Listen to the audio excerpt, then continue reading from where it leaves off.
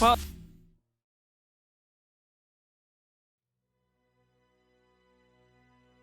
Radiant team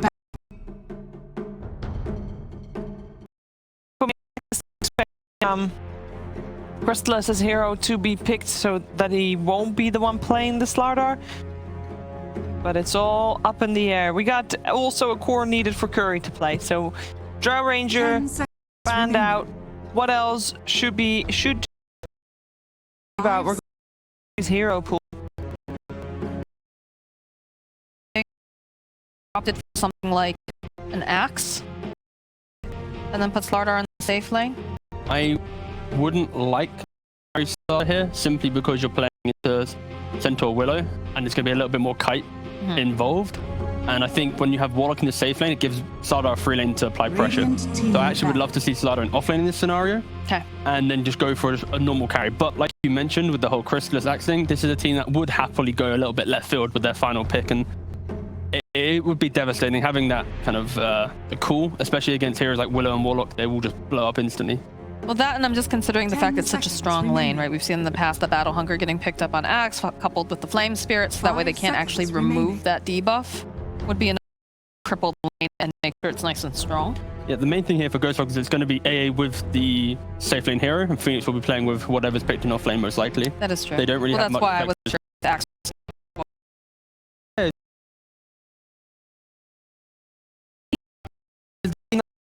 Yeah. Against Chica Fighters, they had the Axe safe lane and the Slardar offline. So they might opt for that again. The bans there, it was like a big indicator of just Slardar being the off lane. These are two heroes that you would never be able to run down, and especially with that constant offset Phoenix's presence. In regards to Chris, most of his heroes are banned out. They don't have an egg. An egg, it's true. Yeah. The Hippo side, because they've taken out the Miranda. The Lena's also very. Snapfire was taken out very early on. Yeah, at the moment it's just Willow and Lock that. Yeah. Jug's been hit. Are there any other range carries play? Not much left at this They point. played Huskar before. No, They did actually, but they played it mid. That was when my not playing, and they had stuff for them safe lane, and then it was Kurt playing the. I think simply this pick is just when you want a hero that can counter potentially Slardar and Lenny armor, but then a higher armor hero naturally doesn't do well against Phoenix. So Oh, the Luna. That's a range carry. All right. Yeah. Do we like this? It does allow a way to No. apply pressure to Slardar. But we have seen Luna's fall flat quite a lot. Yeah, we did. And I mean, it pairs up with the Fatal Bonds possibly if you get to go to Clips off, depending on how, the positioning is, but it's just about the vision game, honestly. It's like if Ember finds the fight, then you're killing off a hero start. But if you take a bad fight, then you have this counter initiation of Tiny plus Slardar. Phoenix is going to be the hero that's kind of your front line in this game because he's the one that will always be able to get egg off. There isn't enough stun lockdown to prevent that.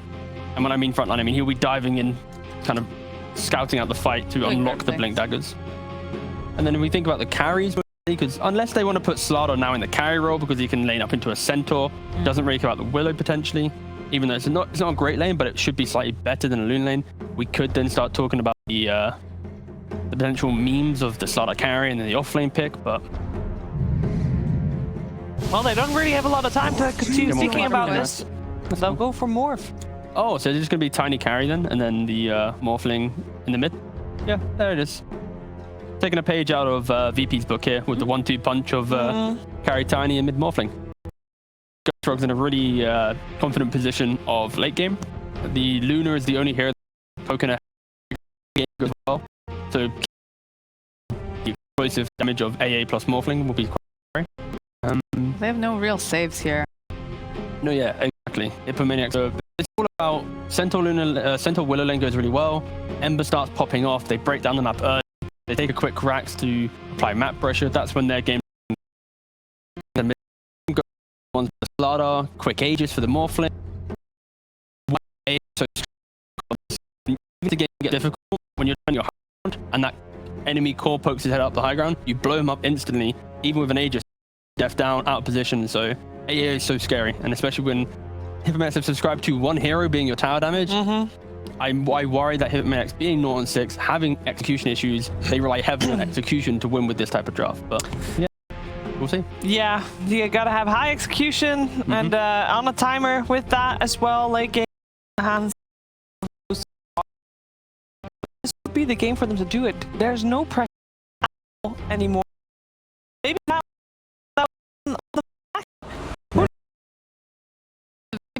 playing to do. They're like, all right, you know, we've given it our best shot. Let's just go out with positive attitude there, lads. You know? Yeah, they can do it. They have a decent draft. All they need to do.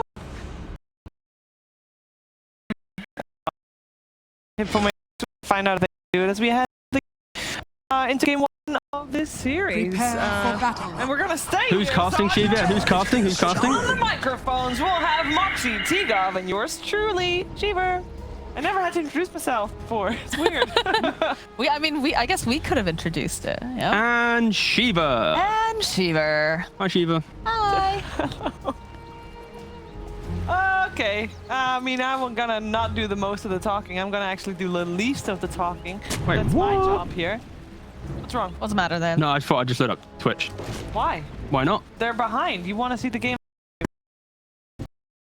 I've been doing it wrong this entire time. You thought you could sneak out like This what is are why I we got gonna out so much with tea. Yeah, I'm trying to look at that guy. Actually, no one's really talking. It's fine right now. We're good. The Bassi starting out on 30 Warlock seconds. now, I think. Starting to do that in my pubs. Yeah, for sure. Bassi is a broken item in the broken indeed. The fact that it does give this beautiful mana aura. If you spam ability, Luna is a hero with Lucent Beam. You want to also spam out it. I guess the main thing is normally the carries pick it up, but he's going for it himself. Was there only one person that brought a fan pack? Was it only Crystallis with AG? Can we go back to the people list? Yeah, correct. Yes, Yeah. that is only Crystallis sporting battle a begins. ban pack right now. Power of our easy man. All right, a little bit of a skirmish by the runes, but everyone's just going to walk away. Toby, though, taking a decent chunk of harass during that. Yeah, 2 for 2 on the rune. That's good. Yeah, I just realized, unfortunately for Maniacs and obviously Ghost Rock as well, they're two teams that unfortunately weren't able to get fan packs into the game. Yeah, just a little getting them there, unfortunate. No, I think there's a couple more packs that are still scheduled. I think. They have a date. There's a, Yeah? yeah, I can check the. No worries. Okay. On the 31st of the 7th, 2021. They expire. Yes. 31st of the that's right before TI. Yeah. Which is kind of disappointing, right? Because I want to be able to have my fan support watch TI. I think I want to have players at TI though spamming. You know. Great Oh, is that- reason do you to think not that's To not have. Say fade across different Yeah. stairs and trees. Or all the teams spamming their own voice lines. Yeah, It's going to be very confusing. 'cause We it's play also- together. We slay together. It's like they'll remove tips as well. You heard it here. There'll be no. There'll be no tips. There'll be no pings. No fun. And direct nerf. OG. Honestly, that you get mental damage on their. You know, they just gotta have to mute this guy. It's been working. Yeah. And I guess I can see it. Like some of the teams go a little wild with the chat wheel lines. I like some of it though. I don't know. I think it's funny seeing all these sprays as well. I think actually, you know, the flip side to that is you can actually level up the tips. You could integrate Twitch into TI finals, and every 10 minutes, actually the 5-minute mark, nothing happens. Yeah. But what happens if you either have a happy tip or a sad tip? Twitch now has decided to tip this game Seb for his 0-3 offlane performance. And then the next game, it's like we've decided to tip Seb for his 17-0 offlane performance. You know, it's got swings and roundabouts. Tell you what though, I would like to see no voice lines during draft. Yeah, that can get pretty difficult when you're trying to have a conversation and you lose your thoughts halfway through. But sprays are okay. Yeah. toss right back again, though. They need one more hit to cleave. Coming in here. We'll take out the Centaur. Yeah, it's really nice how Gotrog started this laning phase. Obviously, AA giving a little bit more. A quick level 3 by minute 3. Muff. Not gonna be quite. It's not gonna be enough. Oh, there it is, though. The last hit. And this is looking not so great here for Muff. He's gotta just wander around his rambles. Not quite enough damage to get the final hit from Tiny. Credit though, that was a really beautiful brambles because you can see every single entry to the tree line there was covered. So he survives from the throwing of the tree. Puts himself in a good spot. Top lane. Oh, Curry, you can't afford to go down here, my friend, but he is indeed going to fall. Yeah, the thing about this lane, whilst they were going on bottom, the Slaughter was actually brought pretty low. So that's where the confidence came from for Hypermaniacs to try and go for this kill. Because they just tried beforehand to, you know, some pretty decent success. But yeah, then don't have the resources to have continued pressure. Lon does have to be a little bit careful, though, because he is sitting quite low in that top lane. Yeah, salving up now. He has the Ring of Regen. Tango, he's going to be back in the lane pretty soon. For Slaughter, he's the one here. Double Bracer. Tanky boy, 6.9 regen. It's so hard to get this guy out of lane, especially when Luna is about poke and prod. And unfortunately, when you have 7 regen, pretty much, you are not getting poked out of this lane at all. And the big winner right now, 26 and 10, is this Morphling mid. He's having 0 pressure applied to him from this Ember Spirit, playing on his enemy high ground and just being quite disruptive. Uh-oh, Sandy here is just gonna get whacked away. They've got some of these nice flame spirits to tick down. This is not looking like it's going to be a living warlock soon. Oh, he's never worried. But the thing here, though, is like, honestly, death would be better. Yeah. Because now he's doing the Walk of Shame back to base, waddle waddle, got his Bassi. But he is still having a squeaky clean 0, 0, 0. Also, you know, you can teleport over into the mid lane if you like, go refill a bottle.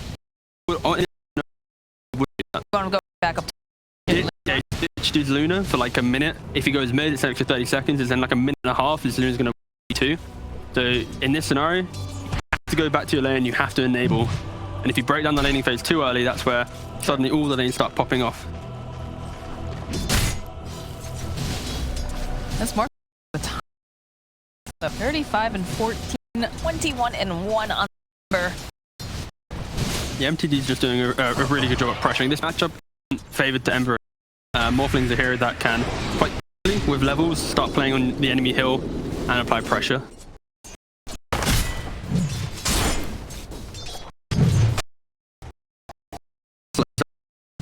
The only deaths that will be occurring will be kind of mispositioning, and that's about it. Yeah, Morphling's just going to want to chill over here in this middle lane. Oh, the 50-50. Who's going to win the Rune War? Oh, of course it's the Morphling. Of course. The water boy in the water gets the Rune. Hometown advantage. Here they go. They wave form. They've got the double damage. The Rune will come into play here. Not quite enough damage to take down Mombos, but definitely not feeling super great about this. So he'll drop the Remnant, teleport out, and come right back in again as Toby does get pressure placed on him. Nice Fatal Bonds kind of ticking away a little bit. Curry going for a bit of a dive? No, he backs off. Radiant's top tower. Posture to try and keep the catapult wave alive. You have both Dire and Radiant doing this, of course top Luna doing it, but then MTD did a really good job keeping his tower alive. You can see he's playing aggressive here off of his attribute shift just to try and keep it. Got at least 2-3 more hits, and now it finally falls, but the tower done to this damage is pretty devastating for the Ember Spirit. A really good jump. Damage done, though. Beautiful stuff. Will they get the knight? Slaughter gets the There we go. deny. But a dead tower is a dead tower. I don't know if that helps, but you know, still. I mean, Line up, PMA. at least toss up into the air here. Chrysalis has the Cursed Crown, but Muff's just gonna back off. I mean, on the bright side, right, that is a tower. That's one of the towers closer to the Roche area, if they decide they want to go for that earlier on. Obviously, you know, the best tower is, of course, the mid. You can push that, but both of these cores over in the mid lane just going to farm up. Beck has to be a bit careful here. Pops this out. The interesting thing will be if Toby decides to go for a quick Blink Dagger on the Slaughter. because there is going to be this destructive timing of Slardar plus Tiny getting a 13-minute Blink Dagger, Morphling potentially going for the Manta Rush that we've seen before, even the E-Blade, of course, is a classic, and that team timing around the egg will be pretty devastating. And for Maniacs, their team plan right now, because of how laning phase has gone, is going to be a little more kind of jungle orientated. And they need to be ready to react. Yeah, exactly. Yeah, just push out mid lane, farm up the small camp, and rotate when aggression like this is occurring. The Jasper simply couldn't do it Good better. punishment there. The AA went a little bit too far. Almost just gonna poke away a little bit. Do have that illusion rune immediately, removing the illusions of the Morphling. And you have the Phoenix Milan sitting nearby. They decide they want to make a play here. Yeah, this is Milan basically freeing up because of the offlane. You know that Luna naturally wants to go jungle, and because Warlock is so aggressively farming on top. Well, that was aggressive. It is. Alright, Curry getting up a couple of these hits here. Let's have to be careful. J4 is also here. Yeah, even Luna getting into mix, and now Seni TP's to mid as well. And this is kind of where the laning phase, or at least the kind of the early game is collapsing for Hippos, because their overreaction to these early moves will just give a big advantage to Ghost Frogs. Like Slardar, if you look at him top, whilst his mid tower falls, he's living the absolute dream. Oh, look at this. Complete free farm, and now because Warlock TP mid, there is no real play to make going top unless it's some Centaur +1 TP and then maybe a kill. But who are they TPing? Oh, they're actually TPing up Ember. Yep, Ember went in. You can't kill him. Okay. So you gotta get some. Yeah, I mean, he had to leave mid because Luna took over. So. The question is, how long can he really lane top? We've seen this in previous games. Here we go. There, bye now. Yep, that was my fear. When you're a 2.9k net worth laning up the Slardar, levels are not your friend, and Slardar equally so with the bash. Play. Right. About that muff. If he had turned around, if he had just dedicated himself, he would have gotten that courier kill. And now he just kind of turned around for no reason, unfortunately. Definitely would have gotten it if he had followed through there. Now MTD freeing up his game as well. Like he identifies the fact that he is pretty much unkillable right now. The only way he dies is with the perfect combination of a golem into a stomp into a root. And he's the one posturing so aggressively, freeing up the kind of the safer farm for heroes like the tiny heroes like Phoenix that need at least normally like 12 to 30 minutes of the game to really get in. So yeah, I like just the positioning of Ghost Rock and how they kind of split over to activate their heroes. Because when they hit this timing of one item each, they will be devastating. They will be relentless and punishing, with soon a Roshan on the cards as well, when they feel confident enough to go. Have we been seeing stacking occur? I know we saw one stacked camp over, small camp over in the mid lane for the Dire, but I feel like that would be very, very nice here.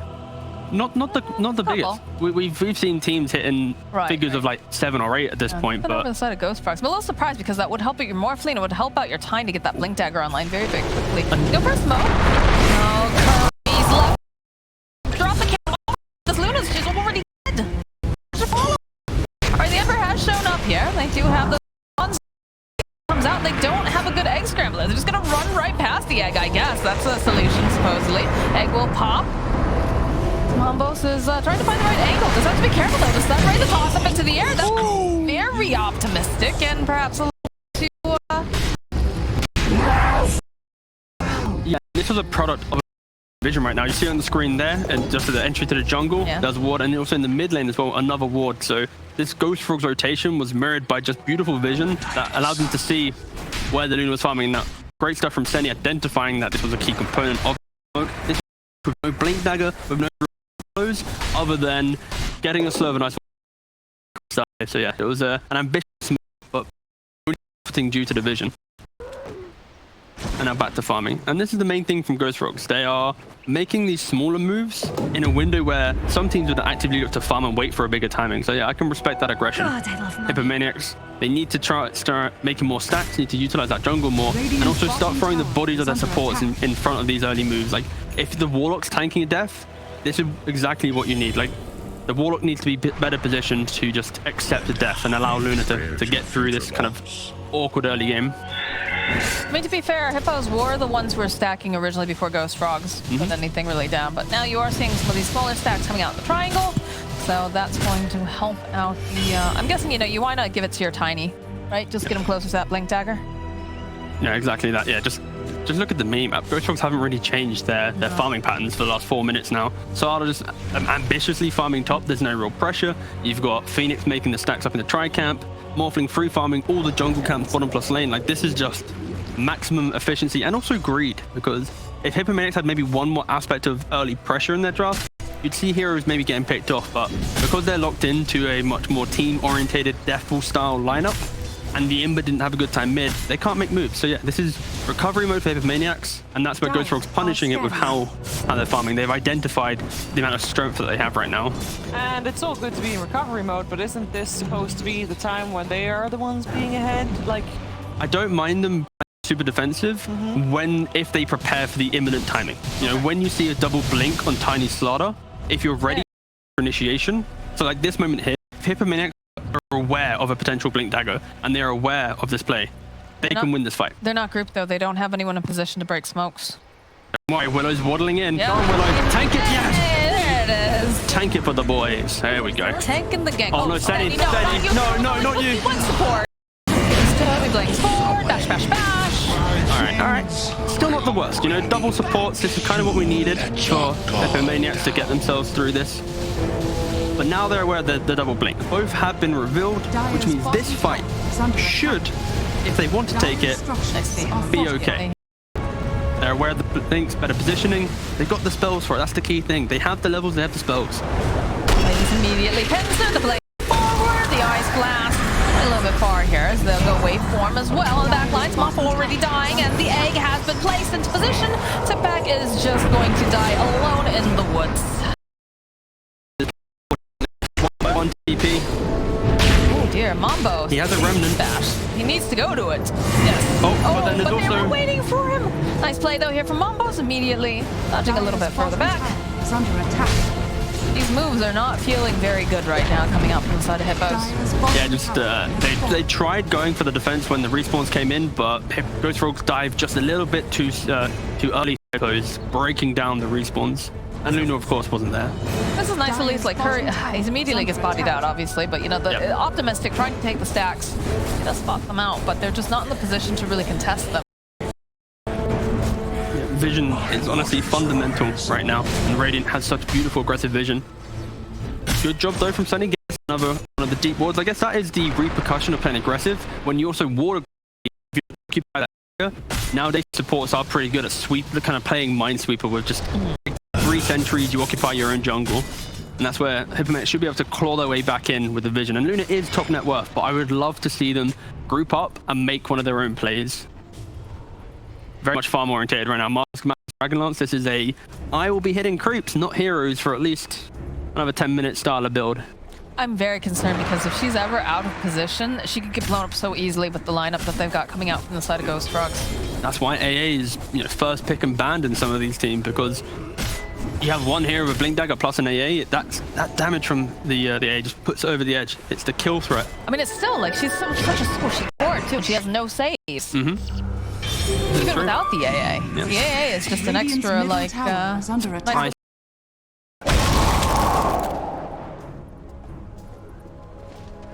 do I hear? Is that just me? A beat. I don't hear a beep. No. This PC is like sounds like it's about to like take off. Oh, maybe that's what I'm hearing. Yes, yeah, it's very loud. Oh, maybe. Under the intensity of this game, our PCs will soon explode. Very mild, but it's Radiant's there. bottom tower is under I mean, there's a attack. high-pitched like whirring noise. No, that's just me talking.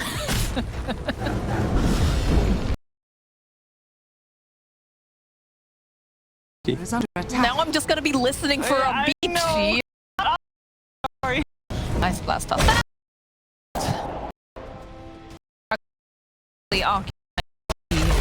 Areas of this jungle, but they do manage to get a tower over in the bottom lane.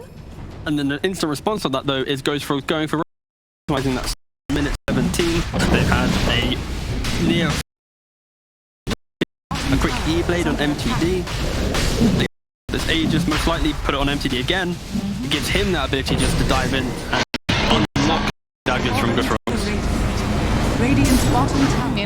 On to Peck, we talked about the fact that it's percentage Peck, of course, though to Defiance, so we'll be able to survive this engagement as it was only the Tiny and the Phoenix. So Yeah, and potentially still gets his blink dagger. Like, he's not really that underfarmed, honestly. You know, he's 300 gold, he's got the hood, he's got the tank. He is one of the tankier chaps. If he can circumvent and get and that maybe will be what they're looking for. High ground defense is now the key thing for Hippomaniacs. Their positioning in outer fights in open territory is a little bit underwhelming. So relying on tier 3s to be your best friends is kind of the name of the game for them. Skip the waves. They're just going in one by one. Like, look at this. Toby immediately chasing after him. Ambos has the whip, trying to slow him down a bit, gets that bash off into the crush. He just has to zip away, and they're already waiting for him. Hold him into place, and Milan will fry the Ember Spirit. Yeah, they're pretty much just buying time. Most things with Luna drafts, you either crush the laning phase in your head, or you're in kind of mode recovery. Oh, that's a good way to kill Centaur. Hit him with an Ice Blast. Stun on Ice Blast and death. Yeah. Unfortunately, Hippomaniacs really struggling to get into the game. Well, like you said, she hasn't itemized to fight. She's itemized to hit creeps, and there's just not enough breathing room for her to be able to do that. Because All creeps on the map. Yeah. Yeah, and I mean the draft too. I would like to see them play as a cohesive unit, like at least pair up, right? Pair up and try to find some sort of a pick-off, do something. But it just feels like everywhere you look, the hippos are kind of scattered by themselves. They're not playing together. Yeah, just not able to react under the pressure that Ghost Frogs is applying. They're all in catch-up mode, and they are not winning the farm battle versus Ghost Frogs. So they are basically in an indefinite catch-up game because they're not going to catch up. No, it's difficult, right? Because like when you look at their lineup, the simplest way of putting it is they don't have heroes that hold an area and say this is ours to farm. Like you don't have cheap stuns. It's really difficult to defend an area because if you want to truly defend it, you need to use the Golem, you need to use a Stampede or an Eclipse or something along those lines. And that's where Ghost Frogs, they have stuns galore with Avalanche Horse, they've got Slaughter, like they're living their best life right now. This is the big timing for Ghost Frogs. Hippomaniacs, tier 3 tower defense, with all the souls they have, this is where they can punish the overaggression of Ghost Frogs, and where they've been kind of picked apart before, this initial siege can be a little bit over-aggressive, sorry. Using the Sunray to keep them TD, nice and healthy, waveforming away. I'll just joint here. Playing very okay, they TP bottom. Okay, instant smoke up. They TP to bottom to pressure the Luna. Of course, use the Eclipse to run away, but the Avalanche comes in. Chrysalis does not care about that, and but top lane, can they find anything with this smoke? Oh my goodness, trying to make some plays on Morphling, but they don't have the damage. The idea of that play was really good from Hippomaniacs. When you are that far behind, forcing out the TP, if you can then disconnect and get yourself out of the fight, is so key. Unfortunately, a couple seconds difference of maybe Luna surviving. They were jumping on Luna with an Aegis, so never would feel great. That'd be like, right. Some smoke from, yeah, beautiful. This map feels so small, Hippomaniacs, just the way Ghost Frogs are playing. You show on a lane, they TP, they pressure, they smoke back across the map, playing the enemy jungle. I'd love to see Luna honestly just keep playing in the jungle, keep playing the opposite side of the map. That's why the Manta is so effective on Luna, because once you get yourself in an aggressive position, you just keep the illusion spam going. You then have non-committal lane pressure, unlocking some type of some game plan for you. But right now, a minute that they TP to bot, got a kill, smoked back across the map, got another kill, and they're back at the tier 3s. They'll be just jumping in their faces immediately here. Dire's top barracks are under attack. He's gonna warp back up again. He's got a Sunray thanks to Milan. They just can't push him out of their base. Top tower is under attack. Another wave form out. Darn ready to leave T. Yeah, and the Aegis is soon expiring, so potentially that could be a play that they look for. I'd love to see a smoke up. 30 seconds left on the Aegis. Get a smoke, lads. Let's see a Golem. Let's see you just use all your spells in conjunction and see what happens. Worst case scenario, you lose the fight. Best case scenario, you get a kill. Yeah, like just let's see something happen, Hippos. You have nothing left to lose, really. You've done nothing. That's basically what we're saying. Let's do something. 12-2, 22 minutes. Agent expiring now. One more combo. Like, again, like props to Luna in such a hard game. She has kept up pretty healthily in the farm, but that is what Luna does. The issue with the hero naturally is just translating that into the game. You see Curry instantly going for a BKB because he realizes the game's pretty difficult. And I love the fact that he is now going, you know what? I can't just play my own game of split push and have that fun. I need to be able to play with the team. By BKB, it puts more emphasis on a fight occurring. You pick up this BKB, that's when they're going to make a play. That's when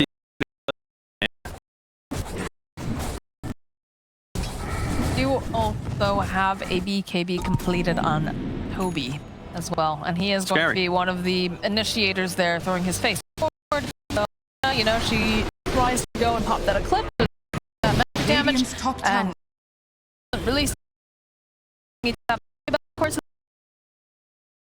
yeah, pretty evens. Level, 14. 23 minutes. 13, 14. Like, he is a stone. It's kind of broken when one team gets it, one team doesn't. I love that item. I love it too, but I never get it. Yeah. Every support loves that item. Oh, okay, okay. Luckily, They both have it. but I feel like the disparity of a carry. Oh no. They're gonna try to counter initiate though with Tipek. Toby here jumping forward, but again, like we talked, BKB's out. Current just takes too much damage as he does indeed fall. They do have the egg off Tipek lines here. They're gonna slide forward. Can they finish off Toby? Can they get anything as they do buy on the set? Final hit coming out from Muff will be able to clean up the Slardar, but Tipek falls back. He doesn't want to die. Here he's gonna make it back to that. Cannot do it. Milan just burning him down. And now the Dark Willow. Just try to teleport out. Time of the avalanche. Through.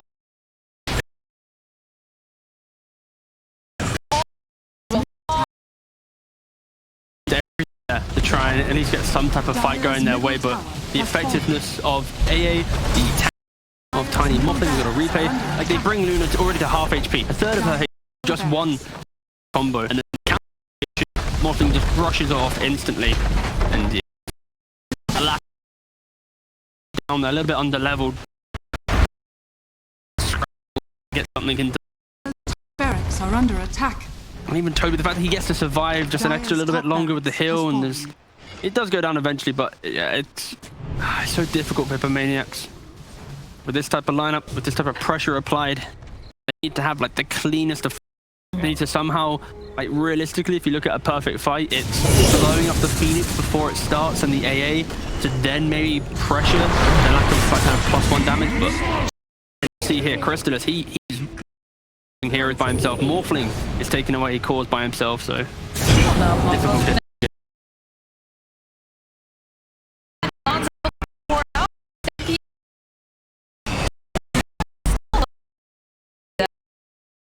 A triple kill. Ghostfrog's just there's GG. Just the way that Ghostfrog's are playing, it's just relentless with a blink dagger time. Unfortunately, the game and a skirmish timing. So for them, it was all about identifying when the big hit was coming, be in position to then take that hit. Big golem, use something to break down your opponent, get yourself. Came, but Ghostfrogs are way too quick. You can see in when Luna.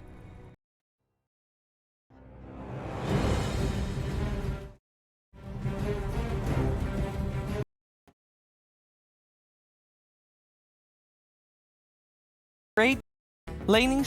Mid lane was completely his, and then you already are starting on the back foot. It was an overall last pick morph. Yeah, it was a great morph that game. kind of won them the game. Yeah, it was a great morph game. I think it's when you have morph into Ember, morph is always going to free farm. But it's just the way that they put Tiny into carry, Slardar into offlane. They played so well with Slardar, I'd even.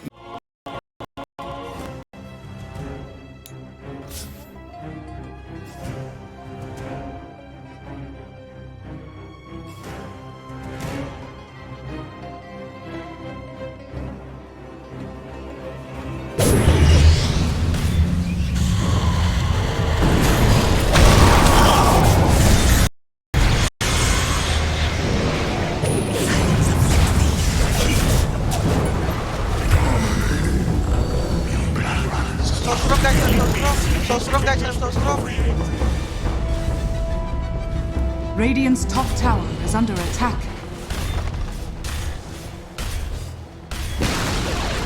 Radiant's top tower has fallen.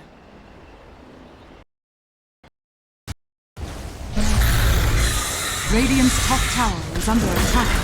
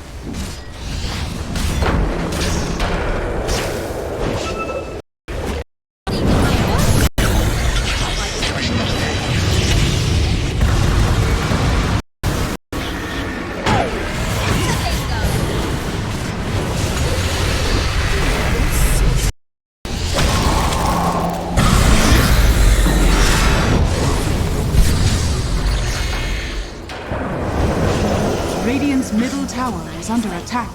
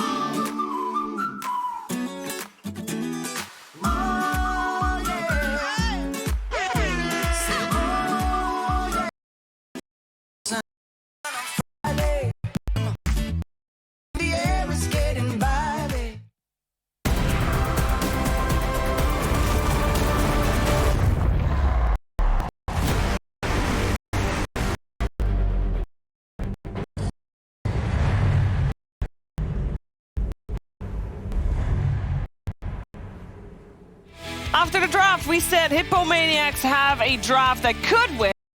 A high expectation if they hit their... They did not do either. And it was Ghost Frogs that set the tempo for this game, which was too high for Hippomaniacs. They had to... And they never cracked group top. They never found Frogs' defenses. And therefore take game one of this best of 3 series here with T-Gov and Moxie. And I want to say, like, oh, you know, unfortunate that that Hippomaniacs didn't really get it, but we have seen 4 from them, Moxie. Yeah, it's a little disappointing. I think that we're so honestly, everyone here has really would love to see Hippos get like one game, guys. But unfortunately, you know, they struggle. You can see in the drafting phase they don't have that flexibility like a lot of the other teams can with these flex picks. And then the way that their laning kind of falls apart is a bit problematic. I would like to see up a little bit together. You know, even if it's just the duos, we see a lot of like, you know, or +1 or whatever. Alrighty, go for it. Actually, don't want Hippomaniacs to do well in this game. What? Why? What? Because we got to think of... That's mean. No, wait. Stop being so mean. Why so mean, T? Hold on.